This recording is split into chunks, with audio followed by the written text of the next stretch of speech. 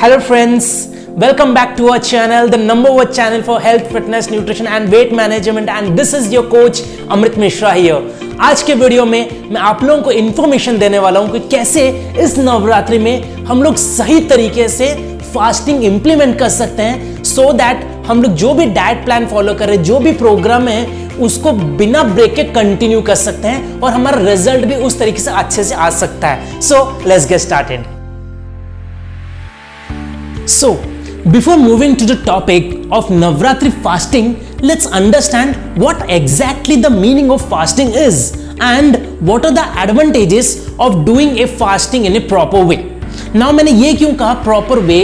Because fasting को सही तरीके से implement करने के बाद ही उसमें से advantage मिलता है. I will tell you in the next phase कि किस तरीके से सही टाइप का फास्टिंग इस नवरात्रि में हम सबको करना चाहिए. But let's understand what exactly fasting is all about.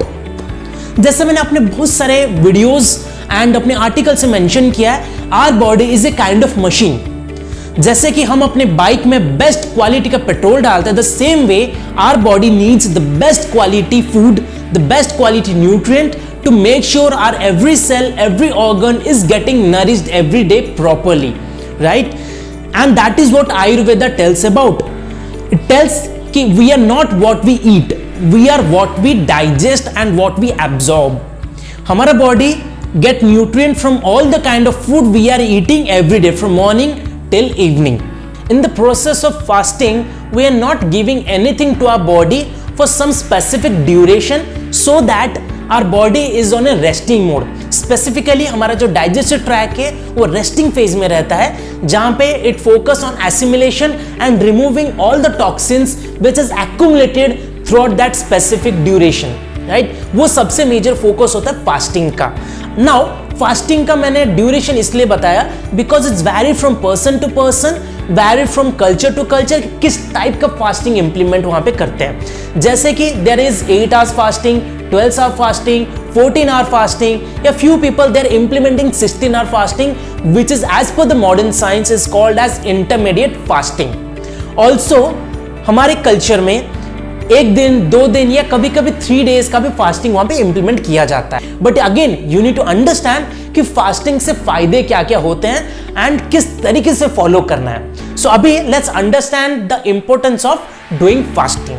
Number 1 advantage of doing fasting is controlled blood sugar या फिर improvised insulin resistance.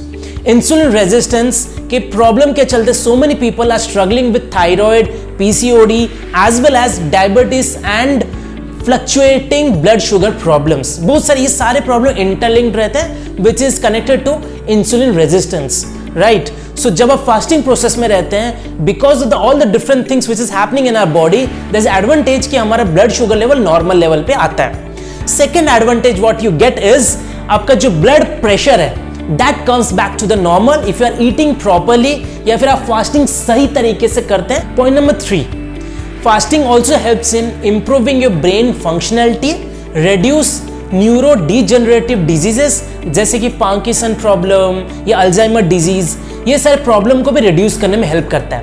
As well as when you are doing fasting in a better way, there are research के हिसाब से बताया गया है there is chance of increasing human growth hormone in our body, plus the excretion of good hormones increases in our body also.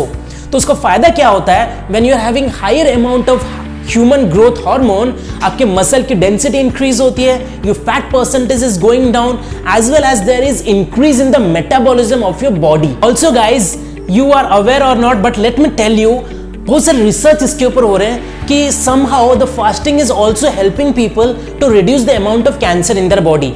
जैसे कि मैंने बताया ह्यूमन ग्रोथ हार्मोन या फिर the brain derived neurotrophic factors, these two are very crucial and helping so many people to increase the longevity for healthy ageing, insulin resistance के लिए, and there multiple advantage of doing fasting in a proper way. So now let's understand कि fasting सही तरीके से करना कैसे है.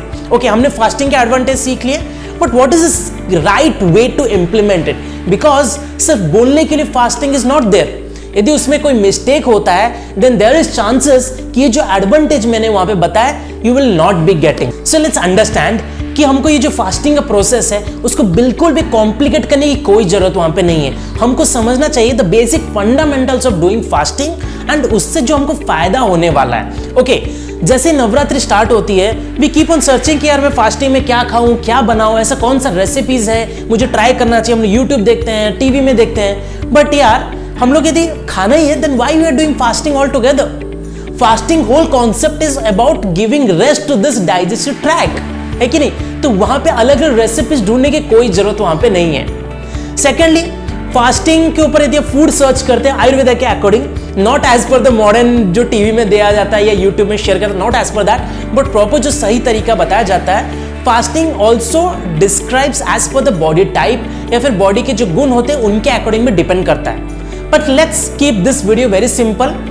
हमको फोकस कैसे करना है कि जो तामसिक क्वालिटी के फूड है उनको अवॉइड करना है during the fasting process.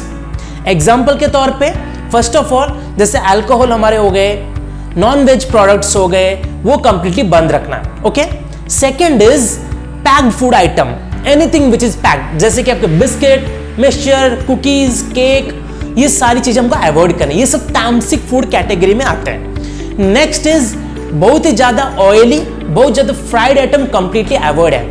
Now completely avoid means सो यहाँ पे साबूदाना का वड़ा, खिचड़ी, ये सब भी हमको बिल्कुल वहां पे कंज्यूम नहीं करना है। Okay, next is processed dairy food product यहाँ पे आता है, जैसे कि जो आजकल जो दूध पैकेट मिल रहे हैं या फिर जो चीज मिलता है, बटर मिलता है मार्केट में, सो you should actually stop them because again वो भी तामसिक फूड कैटेगरी में ही आता है बिकॉज द प्रोसेसिंग उसमें जो वहां पे किया जाता है।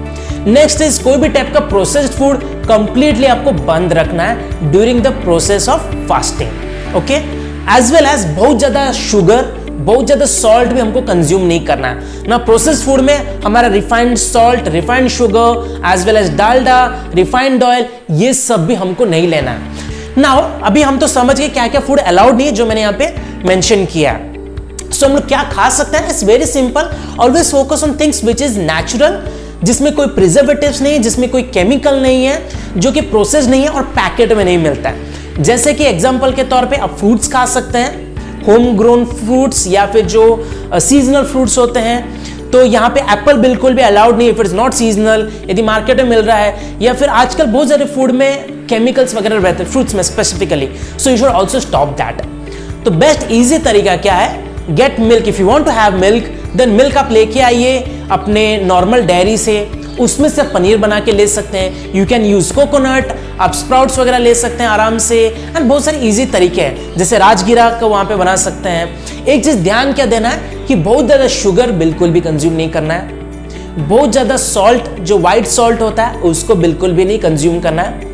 तो कंज्यूम क्या करना है इज रॉक सॉल्ट, आप उसको वहां पे यूज कर सकते हैं। Rock salt is very amazing, उसको आप यूज कर सकते हैं। स्वीटनेस के लिए गुड क्वालिटी का जैगरी वहां पे थोड़ा बहुत वहां पे यूज कर सकते हैं because it is rich in antioxidants, as well as घी में खाना बना सकते हैं इंस्टेड ऑफ बटर वगैरह, डालडा वगैरह या फिर रिफाइंड ऑयल के अलावा। Have lots of fruits, that is much more advantage जो आपके बॉडी को वहां पे देगा बिकॉज उसमें विटामिन मिनरल्स भी आपके बॉडी में जाने वाला है, plus it contains natural sugar also, so उससे आपके बॉडी को सबसे ज्यादा फायदा मिलेगा of doing fasting in a proper way. So the whole concept of doing fasting is regarding connection of your body, your mind and your soul. So avoid over indulgence with the food and बिल्कुल भी focus हमारे खाने पे नहीं होना चाहिए, but focus होना चाहिए किस तरीके से मैं ये जो 9 डेज है 10 डेज है अच्छी तरीके से फास्टिंग करूं so that I am getting a better advantage from the whole process. Okay, so last thing I will tell you to add during this Navratri is कि आप इसमें yoga as well as meditation भी add करिए। Yoga meditation के लिए मैंने already video बनाया था and there are so many advantage, like depression में भी वहां पे फायदा होता है, you increase your focus, you improve your performance, as well as body में फ्लेक्सिबिलिटी होती है। बट सिंस हम लोग लो कैलोरी यहाँ पे खाना खा रहे हैं ड्यूरिंग द फास्टिंग प्रोसेस, तो हाई इंटेंसिटी वर्कआउट पॉसिबल नहीं है। सो आई विल सजेस्ट कि आप लोग थोड़ा बहुत योगा मेडिटेशन के ऊपर ध्यान दीजिए and focus on being yourself. This whole concept of Navratri is spreading happiness, being yourself, being with your body. आप इस बॉडी का यदि टेक केयर करेंगे, everything will be normal, सब चीज आपके लाइफ में खुशियों की तरह वहां पे जाने वाला है। सो राइट, सो ज्यादा डिटेल्स मैंने डिस्क्रिप्शन सेक्शन में हमारा ब्लॉग का भी लिंक वहां पे दिया है, तो जरूर जाके उसको चेक करिए। This is our Instagram account, उसको भी जाके प्लीज आप फॉलो करिए।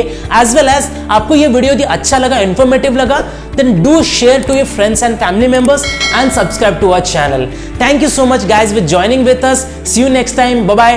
Take care. Happy Navratri again.